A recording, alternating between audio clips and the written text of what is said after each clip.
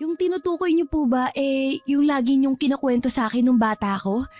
Yung ninang ko na tumulong sa atin noon? Siya na nga iha, wala nang iba. Pero paano po niya nalaman na dito na tayo sa Cavite nakatira? Hindi nga rin malinaw sa akin eh. Baka may kakilala tayo sa probinsya na nagturo sa kanya ng kinaroroonan natin. Baka nga po. Wala naman po sigurong lahing manghuhula ang kaibigan niyo, no? Wala naman sa pagkakaalam ko, ikaw talaga. Kailan po ang dating niya dito sa atin? Basta sabi sa sulat na ipinadala niya, darating na lang daw siya sa mga susunod na araw. May kailangan pa daw siyang asikasuhin. Sana dumating na siya. Gusto ko na rin siyang makita sa personal. Tsak na ganun din siya sa'yo. Aba, 5 taon ka pa lang ata noon nang huli mo siyang makita eh. Tsaka hindi ko na po matandaan ang mukha niya. Yung luma mong manika na ayaw mo pang itapon, galing yun sa kanya. Siya mismo ang nagtahi nun. Talaga po? Mananahi rin pala si Ninang.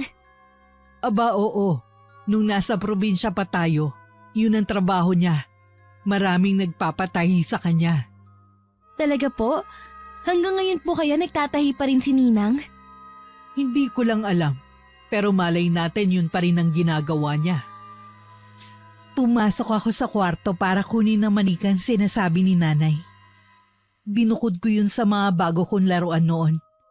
Para kasi sa akin, espesyal ang manika na yun kahit ordinaryo lang ang pagkakayari. Tela lang kasi yun na tinahi. Ang mga mata ay 2 butones na kulay itim. Ang buhok nito ay gawa lamang sa makakapal na sinulid. Dahil matagal na ang manika, kupas na ang mga damit nito. Magkaganon man dahil espesyal to sa akin, talagang iniingatan kong mabuti. Tindera ng isda sa palengke si nanay. Tubong Bicol talaga kami. Doon nagkakilala si nanay at ninang Sally. Nung 5 taon gulang pa lang ako, kinailangan ng umuwi ng probinsya nito ang ninang ko. Sabi ni nanay, namatay daw ang ina nito. Mula nga noon hindi na bumalik pang muli ang ninang. Hindi na rin daw nagkaroon ng balita rito si nanay. Nung 10 taon naman ako, isang malayong kamag-anak ni nanay ang nagpapunta sa amin dito sa Cavite. Nung bago pa lang kami dito, nagtatrabaho si nanay bilang kasambahay nila. Ang tiyahin na ni nanay ang nagpaaral sa akin hanggang high school. Pero bago ako nun magtapos, inatake ito sa puso at tuluyan ng binawian ng buhay. Ibinenta ang bahay na dating tinitirhan ng tiyahin ni nanay at pinaghati-hatian ng mga anak. Tanging ang panganay na anak na pinsan ni nanay ang may mabuting kalooban na naalala kami. Binigyan ng sapat na halaga si nanay para makapagsimula kaming muli. Ginamit ni nanay ang pera para makakuha ng pwesto sa palengke, para makapagtinda ng isda. Ako naman ay hindi na nagpatuloy ng pag-aaral sa koleyo. May kahinaan kasi ang ulo ko, kaya halos igapang ko na noon ang pag-aaral ko sa high school. Kaya nang sabihin ko kay nanay na magtatrabaho na lang ako, agad naman siyang pumayag. Basta kapag daw kaya ko na, bumalik pa rin ako sa pag-aaral. Batid ko noon na sumama ang loob niya. Dahil gusto niya talaga ako makapagtapos na hindi niya nagawa sa sarili. Dahil maaga siyang nag-asawa. Pero mas nanaig pa rin sa kanya bilang ina ang pagiging maunawain. Nay, may itatanong po sana ako.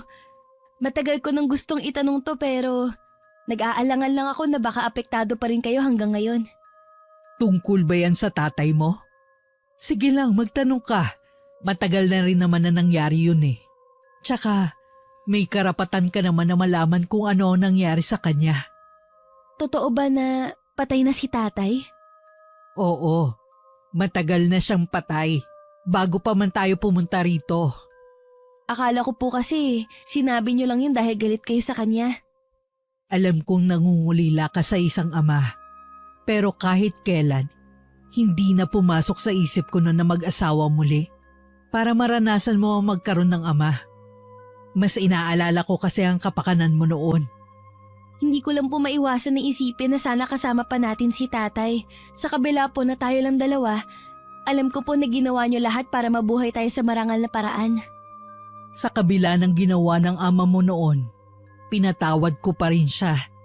Nung humingi siya ng kapatawaran at gustong bumalik sa atin. Kahit nagagalit pa ako sa kanya, alang-alang sa'yo tinanggap ko pa rin siya. Ano pong ikinamatay ni tatay? Hindi rin ako sigurado, pero maraming haka-haka ang lumabas nun.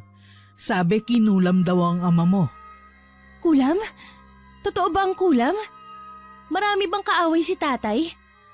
Ang totoo niya, napakabait ng ama mo. Marami siyang kaibigan. Lahat kasundo niya. Sa sobrang bait, pati mga babae nagkakagusto sa kanya. Isa yan sa madalas na pagtalunan namin noon. Masyado po ba kayong selosa noon? Sino naman kaya ang hindi magseselos kung nakabuntis ang ama mo ng ibang babae? Pero sa kabila nun, gusto niyo pa rin siyang tanggapin? Oo. Alang-alang nga sa'yo. Pero ayun na nga, may masamang nangyari sa kanya. Hay, sayang. Wala man lang kayo na itabi ng litrato niya. Para kahit papano, alam ko sanang itsura niya. Pasensya ka na, Iha. Wala kasi akong naisalba nung nasunog yung tinitirhan nating kubo noon. Nandun lahat ng gamit at litrato ng tatay mo. Naintindihan ko naman po dahil nabanggit niyo na yan sa akin. Hindi ko lang maiwasan na hindi manghinayang. Noon, bago pa tayo pumunta rito, humihingi ako ng lumang litrato ng tatay mo sa mga kapatid niya. Nararamdaman ko kasi na balang araw, magtatanong ka tungkol sa tatay mo. Kaso hindi ako binigyan. Kesyo wala na daw silang litrato. At ang iba namang kapatid ng tatay mo, sabi yun na lang daw ang litrato nila ng ama mo. Kukunin ko pa raw. Alam mo kasi, hindi nila ako gusto kahit noon pa para sa tatay mo. Kaya naiintindihan ko kung ipinagdadamot nila yun sa akin. Nalungkot ako sa nalaman ko. Sa kabila nun, nagpapasalamat na rin ako dahil natuldukan na rin ang mga tanong sa aking isipan sa totoong nangyari sa ama ko. At ang tanong kung bakit wala akong balita sa pamilya ng ama ko. Kinabukasan, si nanay lang ang nagising na maaga para pumunta sa daungan kung saan namamakyaw ito ng isda na ititinda sa palengke. Pinaiwan niya ako sa bahay para ayusin ang kwarto ko. Para kung sakali daw na darating si Ninang Sally, ay doon muna ito pansamantalang matutulog. Agad naman akong sumunod. Inilipat ko muna ang ibang mahahalaga kong gamit sa kwarto ni nanay. Pagkatapos ko makapaglinis, naghanda naman ako ng tanghalian. Bago kasi magtanghalian, umuuwi na si nanay galing sa palengke. Hindi kasi maghapon ang pagtitinda niya ng isda. Nakasalang pa nga ang sinaing ko nang may kumatok sa pinto. Nangunot naman ang noo ko kasi natitiyak kong hindi yun si nanay. May dala kasi siyang sariling susi. Hindi kaya naiwan ni nanay yung susi? Nang buksan ko ang pinto, isang babaeng balingkinita ng pangangatawan ang nasa labas. May dala itong malaking bag na kulay pula. Hindi nalalayo ang edad nito kay inay. Ngumiti pa siya sa akin habang titig na titig. Sino po sila? Ako si Sally, kaibigan ni Judith. Ikaw na ba yan, Melba? Ninang? Ako na nga po. Pasok po kayo. Mukhang may ginagawa ka. Pasensya na kung naistorbo kita. Hindi naman po. Tapos na po akong magluto ng tanghalian. Maupo muna kayo. Ang nanay mo pala. Pauwi na rin po yun. Nagtitinda po kasi si nanay ng mga isda sa palengke. Ganun ba? Ang sipag talaga ng nanay mo? Sinabi niyo pa po. Hindi ko nga lang po siya nasamahan ngayon dahil inutos po niya na linisin ko yung kwarto na gagamitin niyo. Baka daw po bigla kayong dumating. Salamat. Okay lang naman kahit saan ako matulog. Gusto ko lang talaga kayong makita ng nanay mo. Sa totoo lang ang nanay mo lang ang naging kaibigan ko. Wala po ba kayong naging kaibigan sa probinsya niyo? Meron naman. Pero iba kasi ang naging pagkakaibigan namin ng nanay mo. Masyadong malalim. Ay, pasensya na po. Ikukuha ko lang po kayo ng maiinom. Pasensya na po talaga.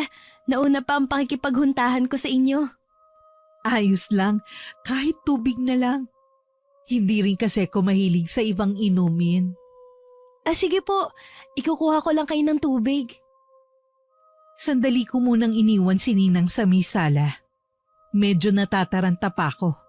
Dahil yun ang kauna-unahang magpapatuloy kami ng bisita dito sa bahay. Dinala ko na ang isang pitsyel at baso. Pagbalik ko sa sala, nadatnan kong inililibot nito ang paningin sa buong bahay. Heto na po ang tubig nyo. Salamat.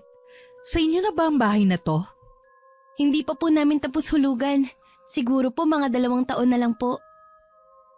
Tipid nang umiti si Ninang Sally. Habang umiinom nga, hindi ko maiwasan na hindi titigan ng babae. Mas di hamak na maganda at maaliwalas ang itsura nito kesa sa aking ina. Natigil lang ang panunuri ko rito nang dumating si nanay. Agad rin nakilala ni nanay ang babae. Kahit ilang taon na rin silang hindi nagkikita. Kitang-kita sa anyo ni nanay ang saya na makita muli ang kaibigan na matagal na nitong hindi nakikita. Mahigpit na nagyakapan ng dalawa at pareho pang maluha-luha ng maghiwalay. Ako naman, tahimik lang na nakamasid sa kanila. Buti natuntun mo tong sa amin. Hindi naman mahirap hanapin ang bahay niyo. Kumusta ka na? Ito, sa awa ng Panginoon naging maayos naman ang paglipat namin dito sa Cavite. Ikaw, kumusta ka na? Ayos naman. Pasensya na kung hindi ako nakasulat sa'yo noon ha. Malayo kasi kami sa Kabiasnan Binalikan ko pa nga kayo sa Bicol. May nagsabi nga na nandito na kayong mag-ina. Mahaba-haba ding kwento kung paano kami napunta rito. Sa ibang araw ko na lang ikukwento. Tingin ko sa'yo hindi ka nagbago. Maganda ka pa rin hanggang ngayon. Akala mo lang yun dahil matagal tayong hindi nagkita. Pero marami na rin nagbago sa akin. Tingnan mo ang balat ko Puro kulubot na rin. Hindi naman halata. Siya nga pala ang pamilya mo. Ha? Kung itatanong mo sa akin kung nakapag-asawa ko, hindi ako nakapag-asawa kaya wala din akong anak. Bakit naman? Sa ganda mong yan? Hindi siguro laan para sa akin ang pagkakaroon ng pamilya. Tsaka matagal ko nang tanggap na mag-isa lang akong tatanda. Tsak na marami tayong mapag-uusapan tungkol sa mga naging buhay natin. Inalok na lang ni nanay ang kaibigan na kumain na kami para maiba na ang kanilang pinag-uusapan. Naghain na ako agad para makakain na kami ng tanghalian. Habang nasa hapagkainan nga, hindi matapos-tapos ang kwentuhan nila. Ako naman, panakanakang sumasali sa usapan. Madalas binabalik-balikan nila ang mga naganap noon sa probinsya nung nandun pa kami. Isa lang ang napansin ko kay Ninang. Tuwing napag-uusapan ang tungkol sa kanya, umiiwas ito. Tila ayaw pag-usapan na naging buhay nito sa probinsya nila. Kain pa, Mare. Alam ko pagod at gutom ka sa biyahe. Oo, Mare. Maiba pala ako. Nabanggit ni Melba na may pwesto ka sa palengke. Mga isda daw ang tinitinda mo. Ayos naman ba? Oo. Minsan malakas ang benta. Minsan inaabot din ng tumal. Pero ang importante, nakakaraos naman kami mag-ina sa pang-araw-araw namin. Ikaw Melba, nag-aaral ka pa ba? Hindi na po ako nagkolehiyo. Nagtrabaho na po ako agad Sa ngayon po, tinutulungan ko muna si nanay. Sayang naman, dahil ba sa pinansyal? Ay hindi po, ibang dahilan po. Kasi kung kailangan mo ng tulong handa naman akong tumulong. Naku, hindi po yun ang dahilan. Kaya naman po akong paaralin ni nanay. Napatango-tango na lang si Ninang Sally habang mataman ng titig sa akin. Naasiwa naman ako sa mga tingin nito. Kaya itinuon ko na lang ang pansin ko sa pagkain. Nang makatapos kami ng pananghalian, itinuloy na nila ang kanilang kwentuhan sa may sala. habang ako naman ay nagliligpit ng mga plato at kubyertos. Ibinigay na rin ni Ninang ang mga pasalubong niya sa aming mag-ina. Noon ko lang nakita na masayang masaya si Nanay dahil sa pagdating ng isang kaibigan. Naalala ko pa ang kwento sa akin ni Nanay. Nang iwan daw kami ni Tatay para samahan ng babaeng na buntis nito noon, naging mahirap daw ang buhay namin. Wala rin mapag-iwanan sa akin para makapagtrabaho nun si Nanay. Dayo lang sa lugar namin nun si Ninang Sally. Ito lamang daw ang nag-alok ng tulong sa amin noon. Lagi raw nakaalalay ang babae kay Nanay. Kaya naman nung dumating ang kapiyastahan sa lugar namin at nagkaroon ng libreng binyag, si Ninang Sally ang kinuhang ninang noon ni Nanay. Melba, naayos mo na ba yung kwarto mo? Ho? Opo, naayos ko na po. Baka kasi gusto mo na magpahinga ng ninang mo. Sasamahan ko na po kayo, Ninang. Salamat, Iha. Medyo napagod nga ako sa biyahe eh. Malayo-layo din kasi itong sa inyo. Kung may iba pa po kayong kailangan, magsabi lang po kayo. Nakangiti namang tumango si Ninang Sally sa akin. Akma na sana akong lalabas ng kwarto nang tawagin niya ako. Paglingon ko, hawak na niya ang manika na bigay niya sa akin nung bata pa ako. Nasa'yo pa pala ang manika na to? Opo, iningatan ko po talaga yan. Dahil alam ko po na galing yan sa nag-iisa kong ninang. Napakasinop mo pala sa gamit. Salamat at iningatan mo tong manika na to. Alam mo bang ito ang kauna-unahang manika na tinahi ko noon? Talaga po? Oo, sa kabila ng napakarami mo ng laruan, itinabi mo pa to. Ewan ko kung guni-guni ko lang ng mga oras na yon. Nang tingnan kasi ni Ninang ang mga laruang nakadisplay, para bang galit siya. Nang tumingin siya sa akin, bigla namang sumilay ang matamis nitong ngiti. Ilang sandali pa, lumabas na ako ng kwarto ko para makapagpahinga na muna si Ninang. Naabutan ko si Nanay sa sala na inaayos ang mga pasalubong ni Ninang sa amin. Ang daming pasalubong ng Ninang mo. Tingnan mo. Siguro po yan ang sikat na pagkain sa kanila. Ano po yan? Kakanin ba yung hawak nyo? Puso ito kung tawagin sa kanila. Malagkit na bigas ito na may nyog. Hihiwain sa gitna at lalagyan ng latik. Naku, tsak na magugustuhan mo to. Mukha nga pong masarap. Gusto mo bang tikman ngayon? Mamaya na lang po, Nay. Busog pa po ako eh. Nay, may tatanong po sana ako sa inyo. Tungkol saan? Kay Ninang po, bago po siya umuwi sa kanila, gano'n nyo na po siya katagal nakakilala? Hindi pa kami nagsasama ng tatay mo eh. Nandun na siya sa baryo natin. Naging malapit lang kami nung iwan tayo ng tatay mo. Bakit mo na itanong? Wala naman po. Yun kasi ang hindi nyo nakwento sa akin. Eh ikaw naman ang tatanungin ko. Ayos lang ba na dumito muna ang ninang mo? Baka kasi mailang ka. Hindi ka naman sanay na may ibang tao dito sa bahay natin. Okay lang po, Nay. Mukhang mabait naman po si Ninang eh. Mabait talaga yan. Tsaka malaki ang utang na loob natin sa kanya. Kaya pagkakataon na natin to para makabawi sa kanya. Naging maayos naman ang pananatili ni Ninang Sally sa bahay. Katunayan, nabawasan ang mga gawaing bahay ko. Sa umaga kasi, si Ninang ang nagluluto ng almusal namin. Siya na rin ang naglilinis ng bahay.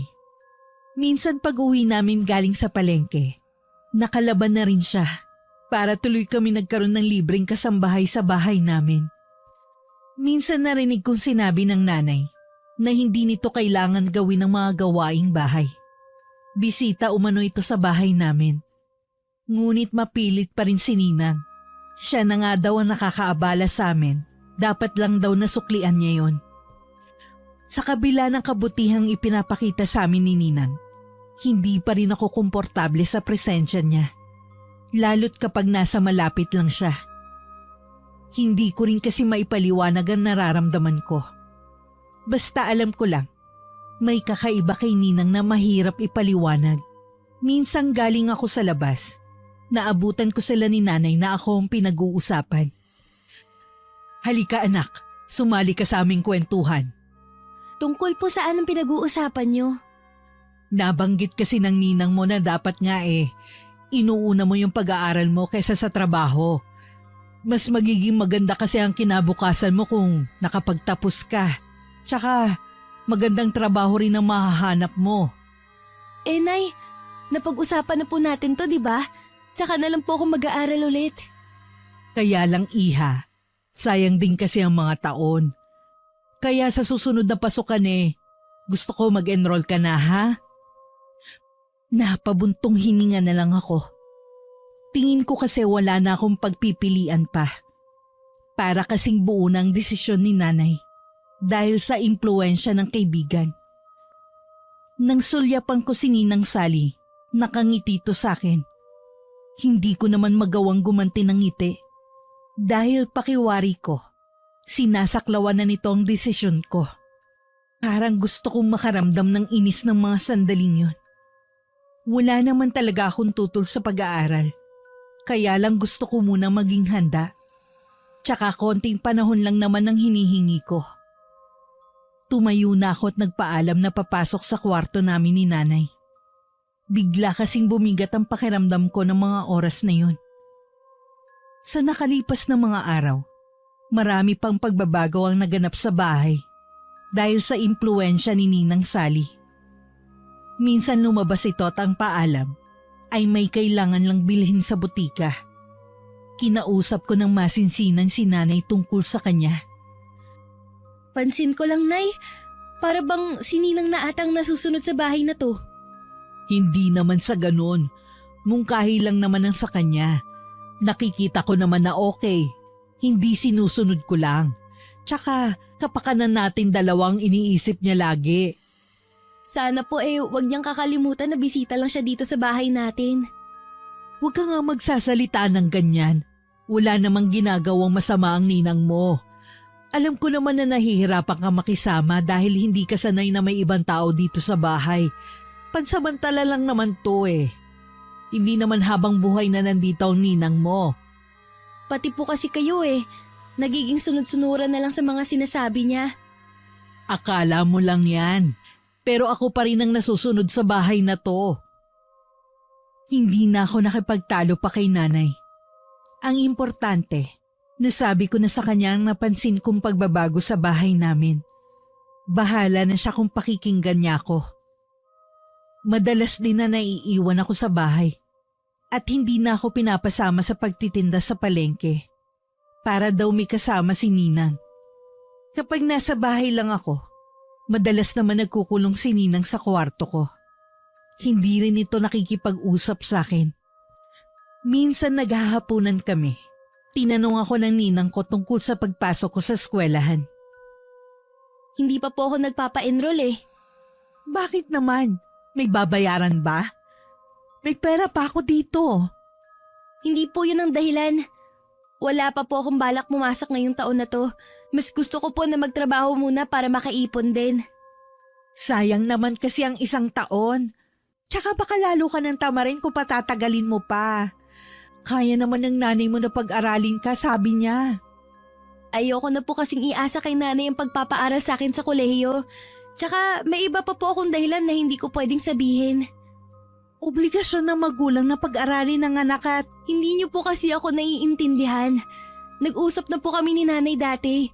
Pumayag naman po siya na magtrabaho muna ako. Sana po respetuhin niyo na lang po ang desisyon ko.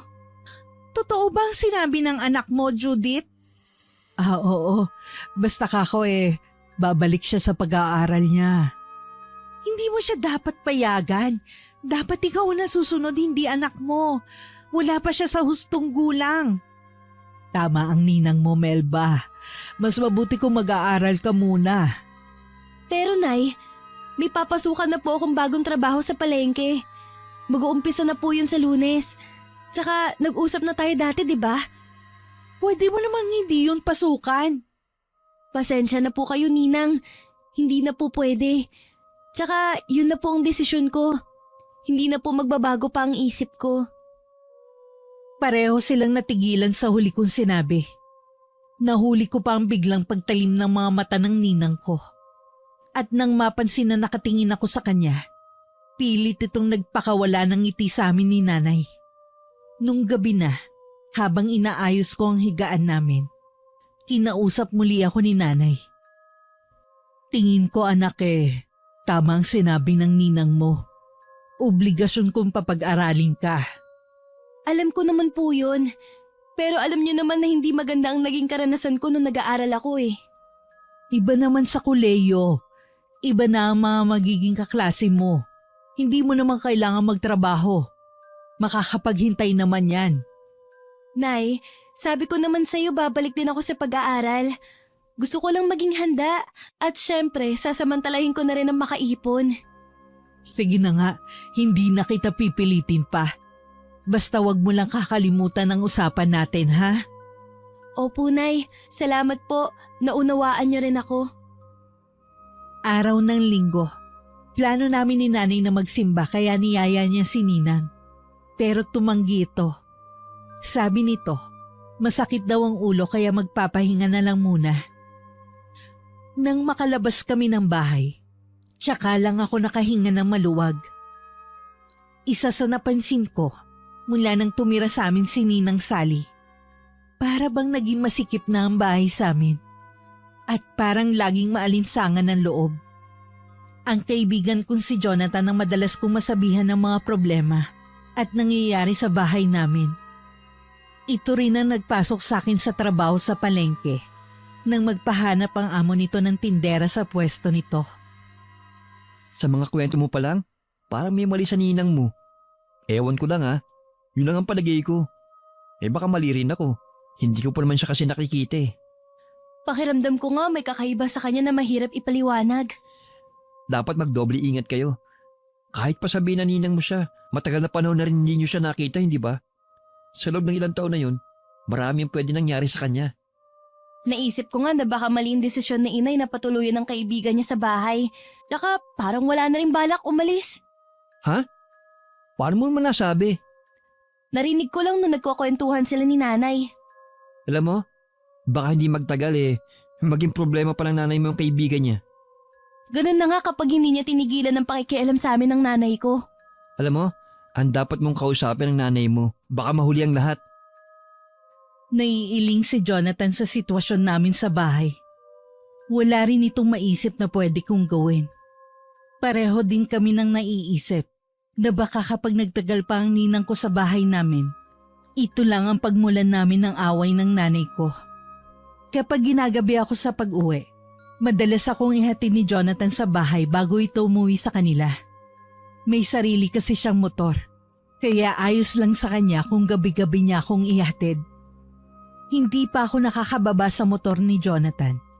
Napansin ko na agad na nakadungaw ang ninang ko sa may bintana. Saktong kabababa ko lang sa motor nang biglang bumukas ang pinto at ininuwanon si Ninang. Magandang gabi po. Inihatid ko lang po si Melba para hindi na siya bumiyahe. Hindi umimik si Ninang Sally. Basta na lang itong nakatingin kay Jonathan. Ako naman ay nagmano sa kanya. Nang si Jonathan naman ang magmamano sa kanya, ay hindi nito inabot ang kamay. Kitang-kita ko pa ang pagkapahiya ng kaibigan ko sa inasal na yun ni Ninang Sally. Ilang sandali pa, nagpaalam na rin si Jonathan. Hindi ako umalis sa kinatatayuan ko. Hanggang natatanaw ko pa ang papalayong motor nito. Wala na sa may pintuan si Ninang Sally. Pagpasok ko sa bahay, nadatnan ko si nanay sa kusina habang ang ninang ko ay prenteng nakaupo sa sala habang nananahi. Nagmano lang ako kay nanay at nagpaalam na papasok muna sa kwarto ko para makapagbihis. Hindi pa nga ako nakakatapos magpalit ng damit ay narinig ko nang tinatawag ako ni nanay para kumain. Ayaw ko sanang lumabas para sumabay sa kanila, pero kanina pa ako nagugutom. Habang kumakain, nagtanong bigla si Ninang Sally. Melba, nobyo mo ba ang lalaking naghatid sa'yo? Kaibigan at kasamahan ko po si Jonathan sa trabaho. Si Jonathan pala ang naghatid sa'yo kanina. Bakit hindi mo muna siya pinapasok? Ang tagal ko na rin hindi nakikita ang batang yon. Nagmamadali rin po kasi siyang umuwi. Kilala mo ang lalaking yon? Oo naman, inaanak ko sa binyag ang bunsong kapatid niya. Mababait ang mga magkakapatid na yon, lalo na si Jonathan. Ang tingin ko kasi kanina, hindi lang pagkakaibigan ang meron sa inyo. Kaya po ba hindi niyo inabot ang kamay niya nung nagmamano siya sa inyo? Ha? Ginawa mo yun, Sally? Ano kasi, hindi ko naman kasi siya kilala. Kahit na, sana'y tinanggap mo na lang. Tsak na napaya yung bata. O sige, sa susunod, pasensya na ako naging suplada ako kanina ha. Hindi naman yun ang issue. Mabuti pang kalimutan na lang natin. Si Jonathan ba ang nagpasok sa'yo sa trabaho, Iha? Siya nga po, Nay. Kung siya ang kasama mo sa trabaho, hindi na ako masyadong mag-aalala sa'yo. Alam ko namang babantayan ka niya. Sa buong hapunan tahimik na lang si Ninang Sally. Kami na lang ang nagkukwentuhan ni Nanay. Nauna na rin siyang tumayo at nagdahilan na biglang sumama ang pakiramdam. Kinabukasan sumabay na ako kay Nanay sa pagpunta sa palengke para matulungan ko muna siya sa pag-aayos ng mga isda bago ako dumiretso sa trabaho ko. Pagdating sa trabaho, ngumiti lang sa akin si Jonathan. At trabaho na agad ang hinarap namin. Nung bandang tanghali na, wala nang masyadong mamimili kaya naman libre na ang oras namin. Naging paksa namin ang nangyari kagabi. Sa totoo lang, kabado ako nung makita ko ninang mo. Mukhang masungit kasi. Tama nga talaga ako. Pinagsabihan naman siya ni Nanay. Kung sakali na makita mo siya ulit, wag mo nalang pansinin kung gagawin ulit niya yun sa'yo. Sana kapag inhatid kita mamaya wala siya.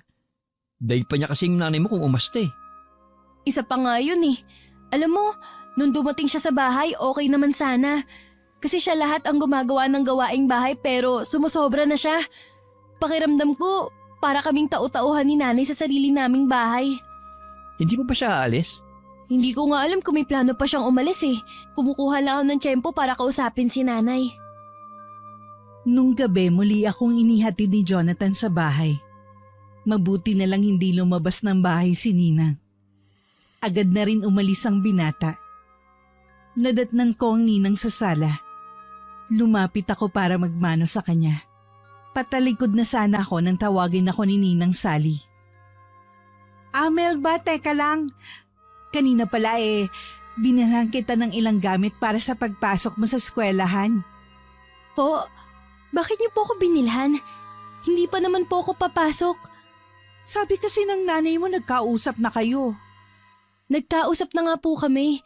Naiintindihan niya po ako na mas gusto kong magtrabaho muna. Dahil ba sa lalaking yun kaya ayaw mo na mag-aral? Wala pong kinalaman si Jonathan sa desisyon ko. Kung hindi ka mag-aaral, isang katulad lang niya makakatuluyan mo.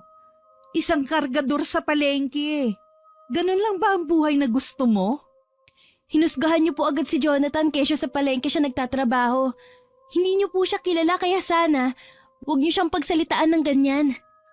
Nagmamalasakit lang ako sa'yo. Wala namang masamang intensyon. Nakikiusap po ako sa inyo. Huwag niyo na po akong pakikialaman. Pabayaan niyo na lang po ako. Hindi ko na hinintay na makasagot pa si Ninang.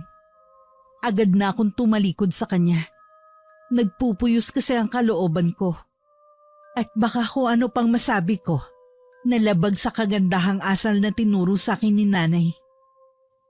Nung gabing yun, hindi ako lumabas ng kwarto para maghapunan. Nakailang tawag sa akin si Nanay, pero hindi ako lumabas. Hindi ko na rin namalayan na makakatulog ako sa sama ng loob. Kinabukasan, hindi ako pumasok dahil masama ang pakiramdam ko. Lumabas ako ng kwarto na wala ang Ninang. Sabi ni Nanay, maaga daw itong umalis. Sinabi sa akin ng Ninang mo ang nangyari. Humihingi siya ng dispensa sa'yo. Hindi daw niya sinasadya. Naiintindihan ko naman siya. Sobrang nag-aalala lang siya sa'yo. Hay, kailan po ba siya aalis sa bahay natin? Isa pa nga yun, anak.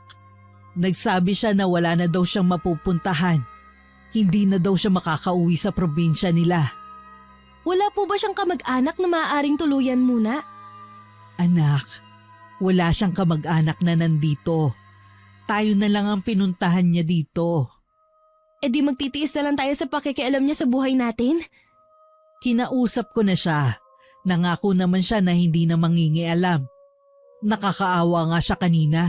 Kasi panayang iyak habang humihingi ng sorry. Hindi na po kasi ako komportableng nandito siya. Nangako naman siya na magbabago na. Tsaka isa pa, malaki ang utang na loob natin sa kanya. Siya ang tumulong sa atin nung walang-wala tayo sa probinsya. Ngayon na nga lang ako makakabawi sa kanya eh. Kahit naroon pa rin ang pagtutol ko na manatili pa sa amin ng ninang ko, inayunan ko na lang si nanay. Gusto ko pa rin bigyan ng pagkakataon ng kaibigan niya. Siguro naman sa susunod na mangialam na naman ng kaibigan nito sa amin, paaalisin na siya ni nanay. Sapat na siguro ang pagkupkup namin sa kanya ng ilang buwan. Na mapag-isa ko, noon ko lang napagtanto na matagal na pala sa amin si Ninang. Kung tutuusin, wala kaming gaanong alam sa pagkatao niya. Pero pinakikitunguhan pa rin siya ng mabuti ni nanay.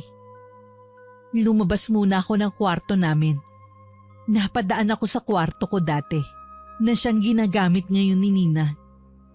Tila meron nag-uudyok sa akin na pasukin ng kwarto. May kailangan ka sa akin? Wala po. Meron lang po sana akong kukunin na gamit ko. Ano yun? Kukunin ko para sa'yo. Tsaka na lang po. Hindi ko pa naman po kailangan. Teka lang Melba. Pwede ba kitang makausap sandali? Sige po. Pasensya ka na sa inaasal ko ha. Maniwala ka. Kabutihan mo lang ang iniisip ko. Wala na po yun. Nagkausap na rin po kami ni nanay. Salamat ha. Ang bait mo talagang bata. Sige po. Lalabas po muna ako. May bibilhin po kasi ako eh. Sige. Ingat ka. Tumangulang ako at saka lumabas ng bahay namin. Habang naglalakad ako sa pinakamalapit na tindahan sa amin, binalik-balikan ko yung naging pag-uusap namin ng ninang. Hindi ko kasi maramdaman ang sinseridad sa kanya. Para bang napipilitan lang. Ng mga sumunod na araw, naging maayos naman ang lahat sa bahay. Nakita ko nga ang pagbabago kay Ninang Sally. Kahit nung pumunta si Jonathan sa bahay dahil kaarawan yun ni nanay, pinakiharapan niya ito ng maayos. 5 katao lang ang inimbita sa kaarawan ni nanay. Konti lang kasi ang handa. Ang ibang bisita na kaibigan ni nanay sa palengke ay kanina pa nakauwi. Mabait naman pala yung ninang mo eh. Oo, kinausap kasi siya ni nanay noon. Kaya siguro natauhan. E di, wala ka ng problema sa bahay niyo. Wala naman talagang problema eh. Simula lang naman nung dumating si Ninang, parang naging komplikadong lahat. Pero okay na rin naman na. Kita mo nga, hindi na siya suplada sa'yo. Nagulat nga ako dahil binhaki ako kanina. Marami pa kami na pag-usapan ni Jonathan habang nasa labas ng bahay.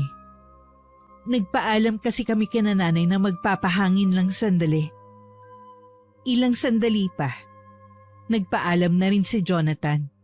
Dahil lumalalim na rin ang gabi. May kalayuan din kasi ang bahay nito sa amin. Kahit malaon nang wala si Jonathan, nanatili muna ako ng ilang minuto sa labas. Gusto ko lang namnamin ang malamig na simoy ng hangin panggabi. Maya-maya lang, pumasok na rin ako sa loob. Nadatnan ko na nagliligpit si Ninang ng mga ginamit sa handaan. Ako na lang po dyan, Ninang. Magpahinga na lang po kayo. Hindi na, kaya ko na to. Baka maabala ko pa kayo ng bisita mo. Kanina pa po umalis si Jonathan. Talaga? Akala ko dito siya matutulog. May kahihiyan naman po siya para dito makitulog sa bahay namin. Biglang napalis ang nakakalokong ngiti sa labi ni Ninang. At nakipagtigasan pa ng titig sa akin. Sari-saring emosyon ang nabasa ko sa mga mata niya. Ito ang biglang umiwas ng tingin sa akin. Saka pumasok ng kwarto nito. Dumating naman si nanay na galing sa labas.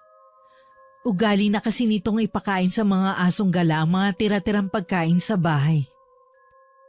Nasaan ang ninang mo? Nasa kwarto na po niya. Sabi ko po kasi, ako nang bahalang maglikpit dito. Oo nga, tsak na napagod yun dahil siya ang nagluto ng mga handa ko. Nakakaya nga eh, siya kasi ang bumili lahat ng handa ko. Regalo daw niya sa akin. Di ba, Nay, wala naman siyang trabaho? Saan siya kumukuha ng pera? Nabanggit niya sa akin na ibinenta na raw niya ang bahay nila sa probinsya. Baka yun ang perang ginagastos niya. May pera naman pala siya. Bakit hindi na lang siya maghanap ng mauupahan? Teka nga lang, bakit ganyan na naman ang tono ng pananalita mo? May nangyari ba kanina? Ay, wala naman po. Sige po, maglilikpit na ako. Magpahinga na rin po kayo. Nang maiwan ako mag-isa sa kusina, napaisip ako kung bakit umarte na naman ng ganun si Ninang. Hindi ko tuloy maiwasang mag-isip na baka may sakit ito sa pag-iisip. Kaya pabago-bago ng ugali. Hanggang mahiga, dala-dala ko ang alalahanin tungkol sa ninang ko na basta na lang sumulpot dito sa bahay. Kinabukasan sa trabaho, kinuwento ko kay Jonathan ang nangyari. Kahit ito ay naguluhan sa mga sinabi. Hindi ko na alam kung ano ang iisipin ko. Bakit hindi mo kausapin ang nanay mo? Kahit kausapin ko si nanay, hindi naman niya ako papakinggan. Lalo't malaki ang utang na loob niya dun sa kaibigan niya. Tapos ngayon, siya pang bumili ng handa ni nanay nung kaarawan niya. Hindi naman dahilan yun para umasta siya ng ganun sa bahay niyo. Bali-balik talan man kasi ang sitwasyon, nakikitira lang siya sa inyo. Ewan ko, naguguluhan na nga ako eh. Buong maghapon wala ako sa sarili. Pamali-mali ako sa mga ginagawa ko. Mabuti na lang at likas na mabait ang amo namin. Nagdahilan na lang ako na masama ang pakiramdam ko. Pinayuhan na lang ako na umuwi na lamang para makapagpahinga. Pagdating sa bahay, naabutan kong masayang nakikipaghuntahan ng nanay kay Nina. Oh, maaga ka yata ngayon. Nilalagnat ka ba? Teka, ikukuha kita ng gamot. Hindi na po, Nay.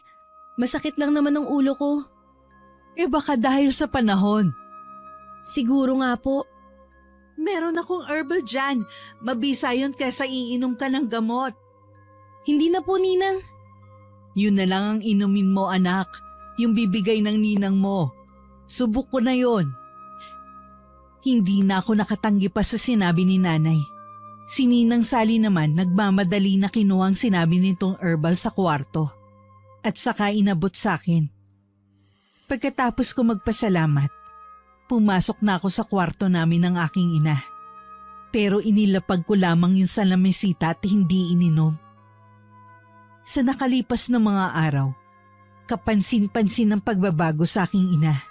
Napapadalas na rin ang hindi nito pagpunta sa palengke para magtinda ng isda. May problema po ba? Wala naman. Bakit mo naman naitanong? Kasi po, lagi na lang kayong nandito sa bahay. Hindi na po kayo nagpupunta ng palengke para magtinda ng isda. Gusto ko lang magpahinga. Ilan taon na rin kasi kung puro trabaho na lang. Hindi naman siguro masama kung magpapahinga ako, di ba? Yun lang po bang dahilan? Oo naman. Kung gusto mo ikaw na lang ang pumalit sa akin. Tutal ayaw mo naman mag-aral. Hay, akala ko ba napag-usapan na po natin yan? Bakit po kailangan nyo na namang ungkatin? Napilitan lang ako noon na pumayag sa gusto mo. Pero alam mong gusto ko na mag-aral ka kaysa magtrabaho. Tignan mo nga, nagtsatsaga ka lang sa pagiging tindera. Gasino lang ang sahod mo. Pansamantala lang naman po ito eh. Ewan ko ba, baka talagang wala kang pangarap sa buhay. Hindi mo man lang naiisip ang mga hirap ko sa'yo. Nay naman, bakit ba kayo nagsasalita ng ganyan? O bakit totoo naman 'di ba? Ni minsan wala akong narinig sa'yo na gusto mo kong iahon sa kahirapan. Wala kang pinag-iba sa ama mo. Bakit po ba kayo nagsasalita ng ganyan sa akin? O bakit? Wala ba akong karapatan na maglabas ng saloobin ko, ha? Simula nung dumating si Ninang sa bahay natin, ang laki na ng pinagbago nyo. Siya po bang nag-iimpluwensya sa inyo? Huwag mong ibahin ang usapan. Walang kinalaman ng ninang mo dito. Mabuti nga dumating siya. Kahit papano meron ako naging katuwang sa buhay. Mabuti pang paalisin nyo na lang ang babaeng yon. Ginugulo niya tayo eh. Sa ginagawa niya, pinag-aaway niya tayo. Tumahimik ka. Hindi aalis dito ang ninang mo. Dito na siya titira habang buhay kasama natin. Hindi po maaari ang gusto nyo. O bakit hindi? Ikaw bang masusunod sa bahay na to? Hindi naman po sa ganun.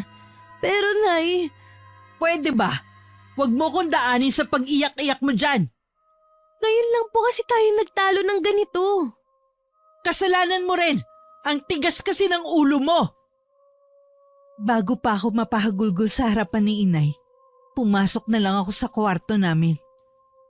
Mabuti na lamang ng sumunod na araw. Muling bumalik sa pagtitinda ng isda si nanay. Ako naman inabala ko na lang ang sarili sa trabaho. Kapansin-pansin din ang pagiging bugnutin ng aking ina. Kaya naman umiiwas na lang ako hanggat maaari. Ayoko kasi na lagi na lang kami nagtatalo. Isang gabi pag uwi ko, nadatnan ko si nanay na nagwawala sa kusina. Agad ko siyang nilapitan at pinakalma.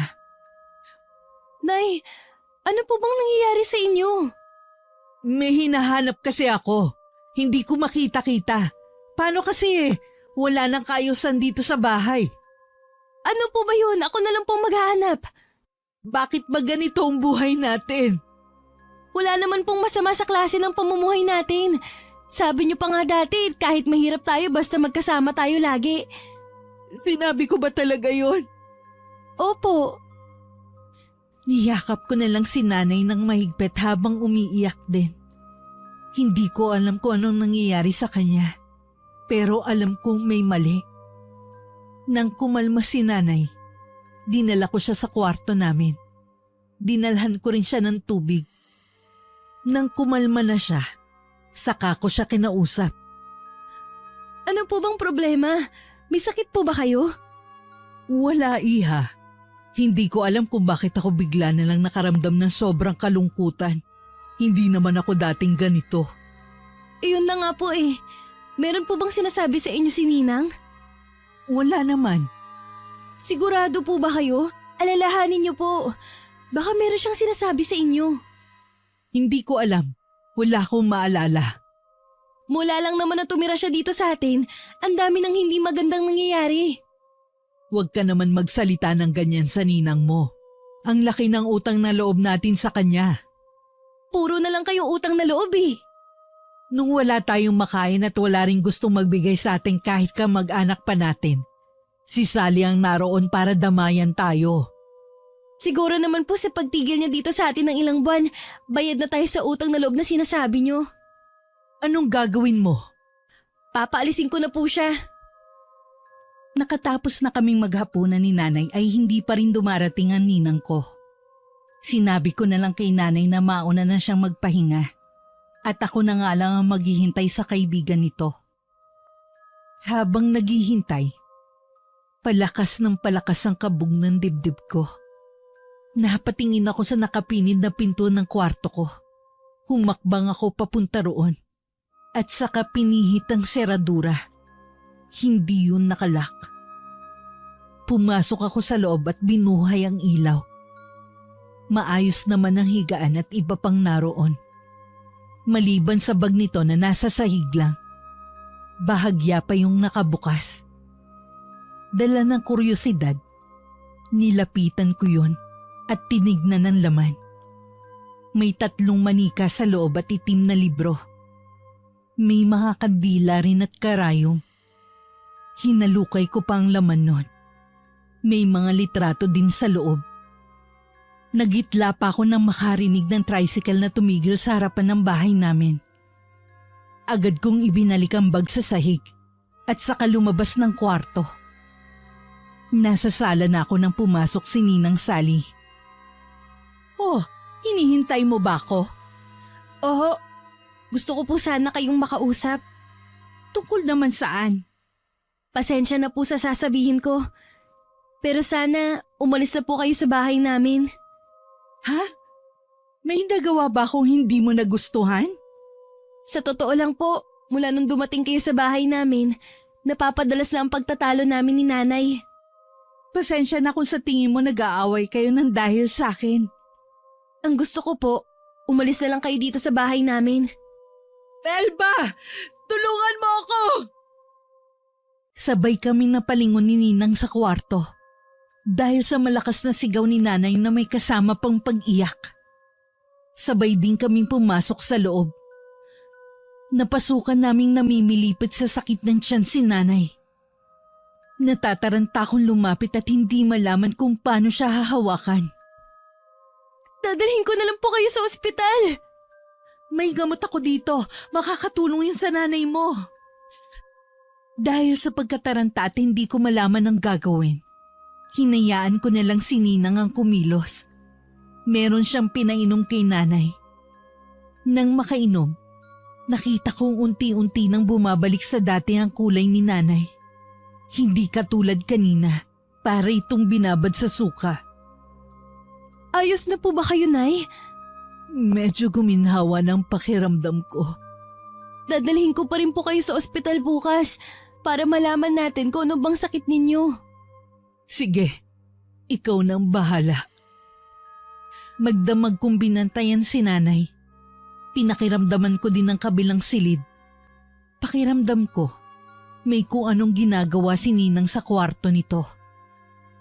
Kinabukasan, kahit walang tulog, agad ako naghanda para madala ko si nanay sa ospital. Pero mariin itong tumanggi. Huwag na po sanang matigas ang ulo nyo. Paano po natin malalaman kung may sakit kayo? Magaling na naman ako eh. Sayang lang ang pera natin. Wala naman akong sakit. Nakikiusap po ako sa inyo. Ganito na lang. Kapag sinumpong ulit ako ng pananakit ng tiyan ko, ako na mismo magsasabi sa'yo na dalhin mo na ako sa ospital. Naiiling na lang ako sa katigasan ng ulo ni nanay. Sa huli siya pa rin ang nasunod. Hindi na rin natuloy ang pag-alis ng kaibigan nito. Dahil nakiusap sa akin si nanay na hayaan na lang muna ito sa bahay namin. Pakiramdam ko, lalo niya kaming inilulubog sa utang na loob sa kanya. Nakiusap din sa akin si Ninang Sally.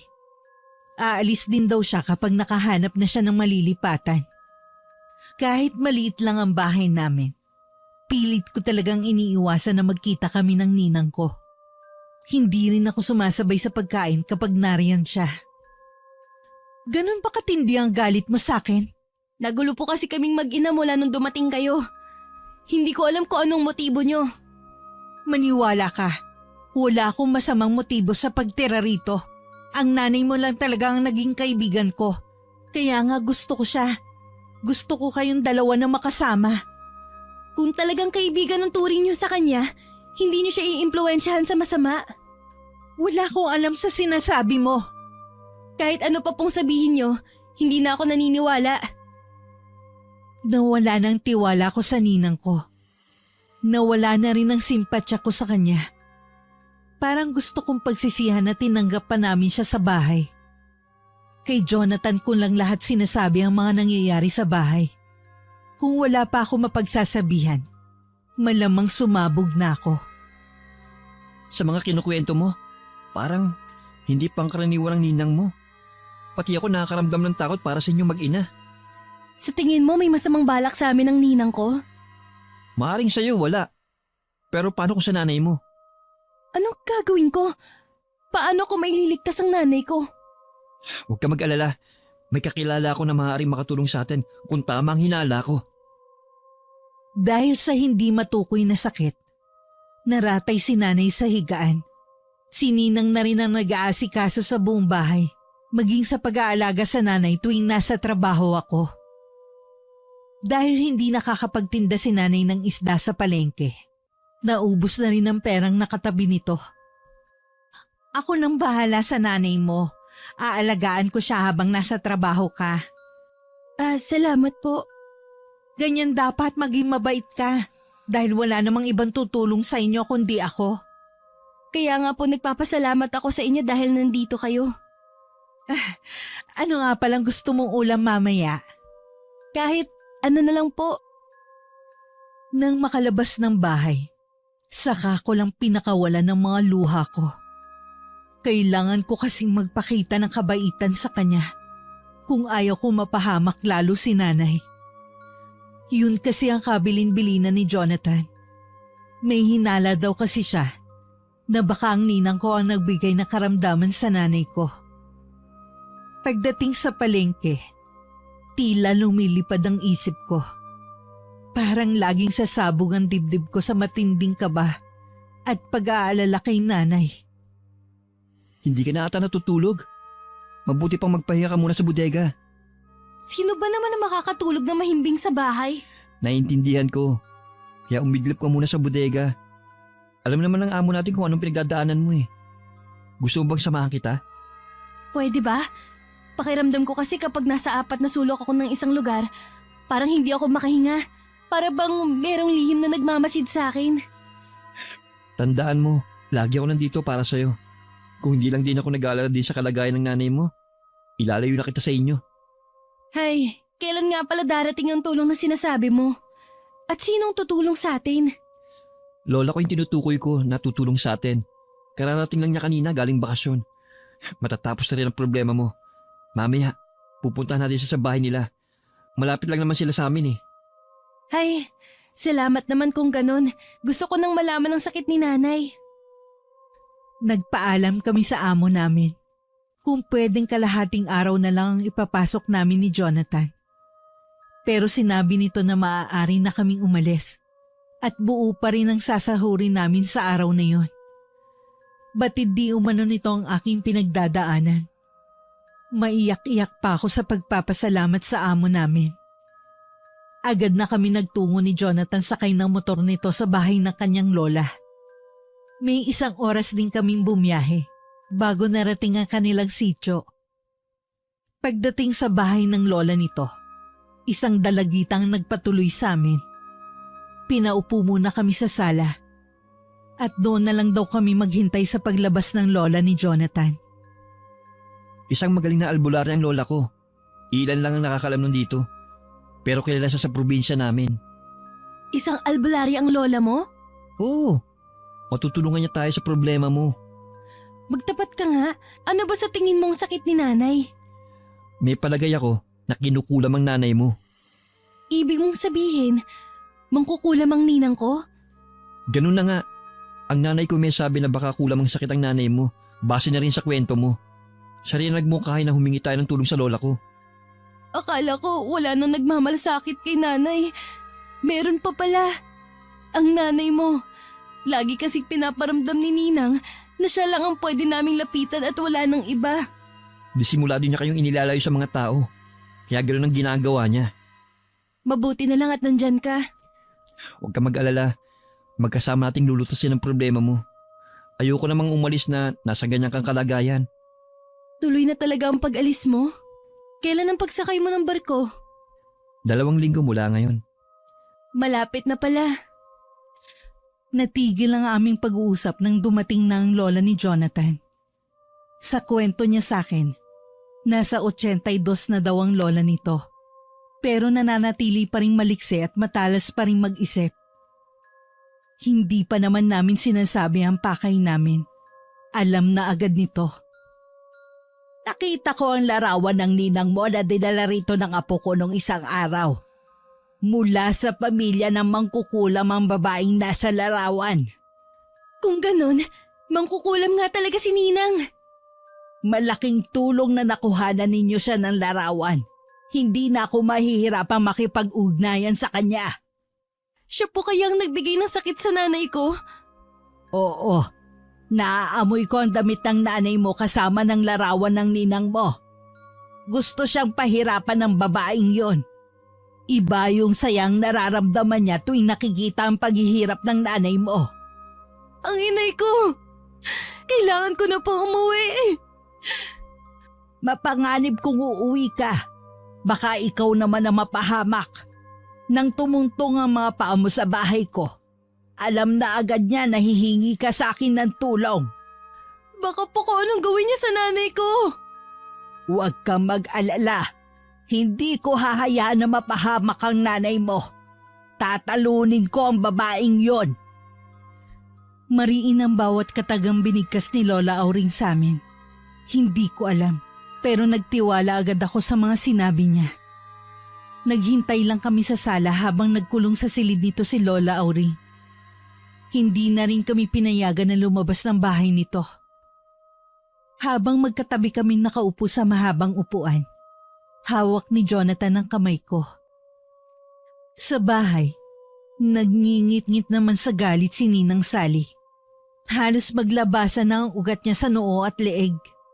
Namimilipit naman sa matinding sakit ng nanay ko.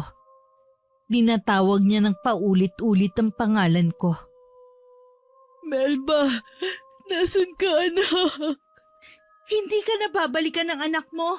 Iniwan ka niya. Sumama na siya sa lalaking iyon.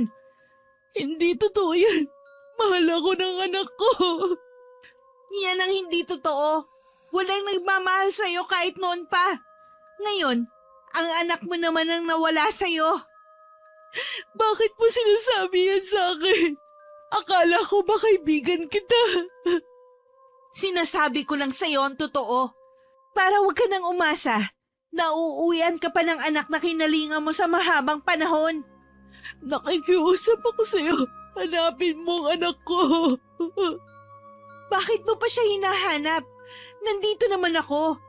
Sumasakit na naman ba ang tiyan mo? Oo, nakiusap. Bigyan mo ko ng gamot. Ganyan ang gusto ko. Sa akin ka lang humingi ng tulong dahil ako lang ang makakagamot sa sakit mo. Patuloy sa pag-iyak si nanay sa pag-aakala niyang inabanton ako na siya. Agad namang bumalik ang kaibigan niya dala ang gamot. Habang umiinom, patuloy pa rin sa pag-agos ang mga luha niya sa mga mata. Mula ngayon, huwag mo nang iisipin ang swail mong anak. Hindi ko magagawa yan. Kahit ano pang ginawa ng anak ko, habang buhay ko siyang mamahalin. Mabuti pa magpahinga ka na. May gagawin lang ako sa labas. Nang makalabas sa silid na yun si Ninang, agad na kinuha ni nanay ang sulat na iniwan ko sa ilalim ng una niya. Paulit-ulit niya yung binasa, kaya alam niyang hindi ko siya magagawang iwan ng ganun lang. Si Ninang Sally naman, kasalukuyan niyang kausap sa kanyang isip si Lola Auring. Hindi mo ko kaya tanda. Mas malakas ako kesa sa'yo. Huwag mong maliitin ang kapangyarihan kong itim. Walang balak isuko ni Ninang ang nanay ko. Gusto niyang mapasailalim sa kanyang itim na mahika ang aking ina habang nabubuhay siya. Inabot na kami ni Jonathan hanggang madaling araw sa bahay ng kanyang Lola Auring. Naalimpungatan na lang ako bigla dahil sa panaginip ko tungkol kay nanay. Jonathan, si nanay. Hindi pa lumalabas si Lola sa kwarto niya. Matulog ka muna. Madilim pa naman sa labas eh. Gusto ko nang umuwi. Baka kung napapano na si nanay. Delikado kung uuwi ka ngayon. Hintayin lang natin ang sasabihin ni Lola. Pero Masasayang lang lahat kung uuwi ka ngayon. inaalala ko kasi ang nanay. Naiintindihan kita. Nag-aalala rin ako kay Aling Judith. Napahikbi na lang ako dahil sa takot ko para sa aking ina. Kung ano-ano na ang pumasok sa isip ko na ginagawa ritong pagpapahirap ng ninang ko. Kahit nung tumayo si Jonathan para magpunta sa kusina, hindi ko na pinansin pa. Masyadong okupado ang isip ko sa mga nangyayari. Magkape ka muna. Salamat. Bakit hindi pa lumalabas ang lola mo? Hindi ko rin alam.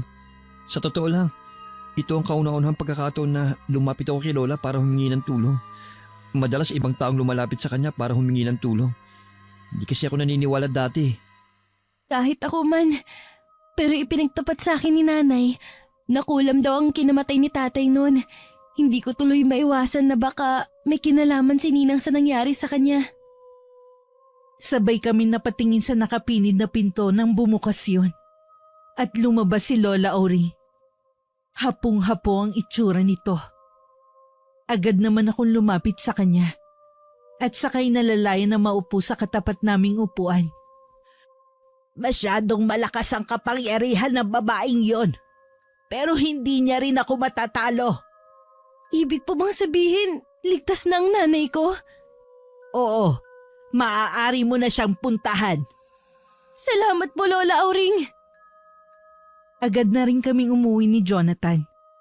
Pagdating sa bahay, sinalubong kami ng katahimikan ng paligid. Ilang beses kong tinawag si nanay, pero walang tugon mula rito. Dumiretso na ako sa kwarto namin. Naabutan ko siyang natutulog. Nang maramdaman marahil nito ang presensya ko, nagmulat siya bigla ng mga mata. Nay, nandito na po ako. Anak, mabuti umuwi ka na. Sinugod ko ng yakap si nanay at pareho kaming umiyak ng umiyak. Pagkatapos ng ilang sandali, ako na rin ang kumala sa pagkakayakap ko. Pinahid ko muna ang mga luhang naglandas sa pisngi ko. Pasensya na po, Nay, kung hindi ako nakauwi kagabi. Nabasa ko naman ang iniwang mong sulat sa ilalim ng unan. Nasaan na po si Ninang? Hindi ko alam. Basta na lang siya umalis. Alam niyo na po ba na isa siyang mangkukulam? Siya pong nagbigay sa inyo ng karamdaman. Oo, inamin niya yun sa akin. Meron pa siyang inamin sa ginawa niya noon. Ano pa pong inamin niya sa inyo? Siya rin na nagpakulam sa ama mo. Ha? Kung ganun, tama ako ng hinala. Pero bakit niya ginawa yun? Tutol siya na makipagbalikan sa akin ng tatay mo. Iniisip niya, baka maisantabi ang aming pagkakaibigan kapag bumalik sa piling natin ng tatay mo. Ang sama niya pala talaga. Kanina, humingi siya ng kapatawaran sa lahat ng mga ginawa niya. Ewan ko, para siyang biglang natauhan. Baka po dahil kay Lola Auring. Sino naman yun? Siya po yung lola ni Jonathan na tumulong sa akin para matalo si Ninang Sally. Salamat at meron kang kaibigan na maaasahan katulad ni Jonathan. Hinayaan ko muna makapagpahinga si nanay. Alam ko, katulad ko, wala rin siyang pahinga. Nang mahimbing na siyang natutulog, saka naman ako lumabas ng kwarto. Naabutan ko pang inililigpit ni Jonathan ng mga nasira at nabasag na gamit sa sala. Parang binagyo itong bahay niyo ah. Hay, oo nga. Sayang ang mga nasirang gamit. Pwede niyo naman palitan yung mga nasira eh. Ang importante, hindi tuluyang napahamak ng nanay mo. Tama ka dyan. Hindi ka pa ba uuwi? Baka hinahanap ka na sa inyo. Ayos lang ba kayo dito ng nanay mo? Oo naman. Hindi na siguro babalik si Ninang. Uuwi lang ako sandali. Babalik din ako mamaya. Hinatid ko pa si Jonathan sa labas ng bahay. Nagbilin pa ito na ikandado ko ang mga pinto pagkaalis niya. Tumango naman ako. Pinapasok na rin niya agad ako sa loob. Huwag ko na raw hintayin na makaalis siya. Kaya naman nagkasya na lang akong tanawin siya sa may bintana.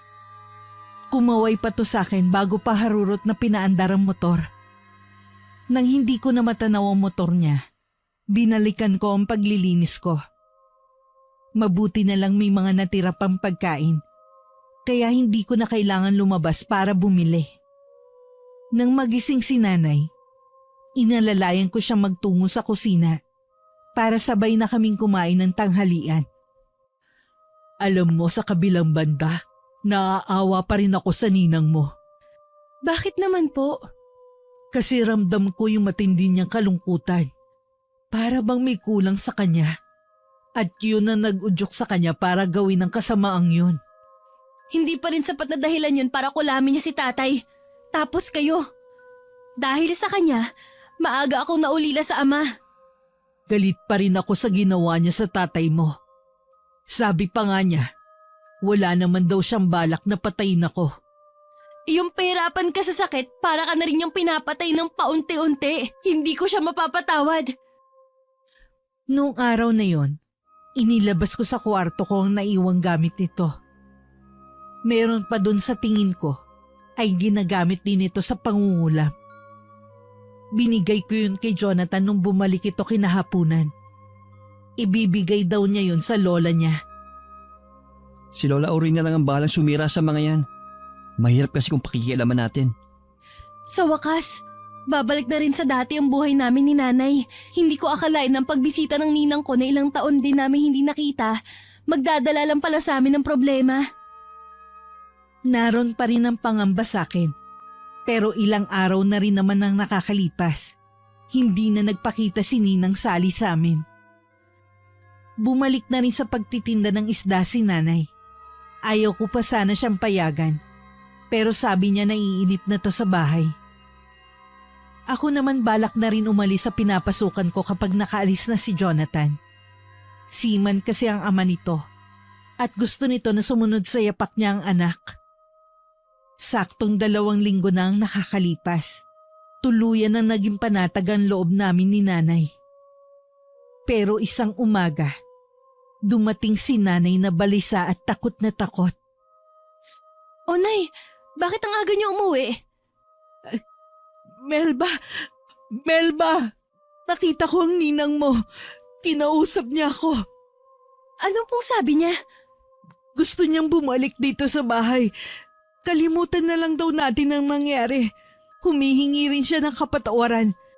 Kalimutan na daw natin ang lahat.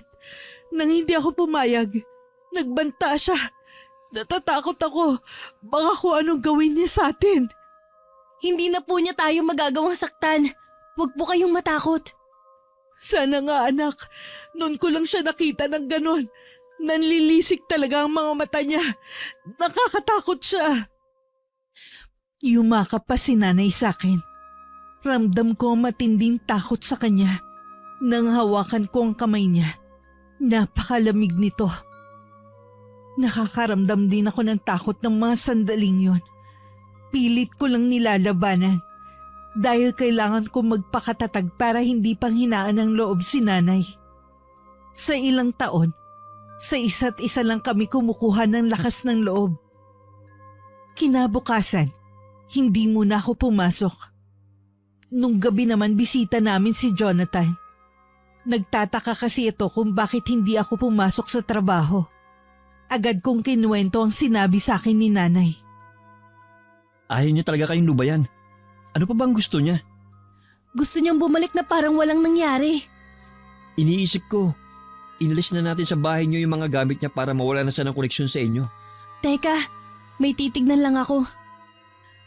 Sandali kong iniwan si Jonathan sa sala. Pumasok ako sa kwarto ko at hinanap ang manika na binigay sa akin ni Ninang. Pero wala ito roon. Nasisiguro kong hindi kasama sa mga gamit nito na pinadala ko kay Jonathan. Biglang lumukob sa akin ang takot sa maaaring gawin nito. Alam ko kasi na isa sa ginagamit sa pangkukulam ay ang manika. Mangiyak-iyak akong bumalik kay Jonathan. Sinabi ko rito ang tungkol sa manika. Hihingi tayo ulit ng tulong kay Lola Oring. Hindi ko pa rin maiwasan ng matakot. Magpakatatag ka at manalig ka sa Panginoon. Higit mong kailangan yon sa mga sandaling to. Sa kabila ng pagpapalakas ng loob sa akin ni Jonathan, hindi ko pa rin maiwasan ang mapaiyak na lang. Pakiramdam ko, sunod-sunod ang kamalasan namin mag-ina ng dahil lang sa pagbisita ni Ninang. Ilang araw lang ang nakalipas. Ang kinatatakutan ko ay nangyari na nga. May tumubo sa balat ko na kahaling tulad sa bulutong. Hindi na rin ako makatulog. Dahil kapag oras na ng pahinga, saka naman ako inaatake ng takot. Pakiramdam ko kasi anumang oras, may kukuha sa akin. Pakatatag ka, anak. Huwag mo kong iiwang mag-isa. Hirap na po ako, Nay. Huwag kang susuko. Ginagawa na ang lahat ni Lola Oring para gumaling ka. Nakatitig na lang ako kay Jonathan at kay nanay na umiiyak sa tabi ko. Pati kasi ang pagsasalita, nahihirapan na rin ako. Nagkaroon na rin kasi ng mga sugat sa loob ng bibig ko. Inabot ng 1 linggo ang paghihirap ko. Nanatili lang akong nakahiga dahil wala na akong lakas pa. Hindi na rin kasi ako nakakakain. Ultimo tubig. Nahihirapan na rin akong lunukin. Si nanay naman ay lagi lang umiiyak sa tabi ko. Kahit siya, tila nawawalan na rin ng pag-asa. Kahit nanghihina, pilit kong inaangat ang kamay ko. Agad naman ginagap ni nanay ang kamay ko. Anak, kung hindi mo na kaya, magpahinga ka na. Huwag mo na akong intindihin. Sige na, sumama ka na sa tatay mo. Mas gugustuhin ko pang maiwan mag-isa kaysa nakikita kitang naghihirap. Lingid sa akin, kahit si Jonathan hindi sumusuko para matulungan ako. Mas inuna pa rin niya ang kapakanan ko kaysa sa pag-alis niya. Kasalukuyan siyang nasa bahay ni Lola Auring. Inaamin ko minaliit ko ang kapangyarihan ng babaeng yon. Kabilang pala siya sa pamilya ng makapangyarihang mangkukulam. Wala na po bang pag-asa na gumaling si Melba? Lahat gagawin ko para gumaling si Melba, iho. Alam ko na mahalaga siya sa'yo. Lingid kay Jonathan, handang ibuwis ni Lola Auring ang buhay para lang mailigtas ako. Nang gabing yon, lahat ng kaalaman para makontra ang kulam na ginawa sa akin, ibinuhos na ni Lola Auring sa kanyang orasyon. Isang malakas na sigaw ang pinakawalan ni Lola Auring. Bago ito nabuwal sa sahig, nahintatakutan namang lumapit ang dalagita rito. Nang pulsuhan nito ang matandang babae, wala na itong buhay. Tuluyan ng umago sa mga luha sa mga mata ng dalagita. Napatulala na lang si Jonathan sa nakita. Kinabukasan dinalaw ako ni Jonathan sa bahay. Natalo ni Lola Auring ang sumpang ipinataw sa akin ni Ninang Sally. Katunayan lang na kahit kailan, hindi magtatagumpay ang kasamaan laban sa kabutihan. Utang ko sa iyo at kay Lola Auring ang pangalawa kong buhay. Nalulungkot lang ako dahil kinailangan pang isakripisyo ng lola mo ang buhay niya.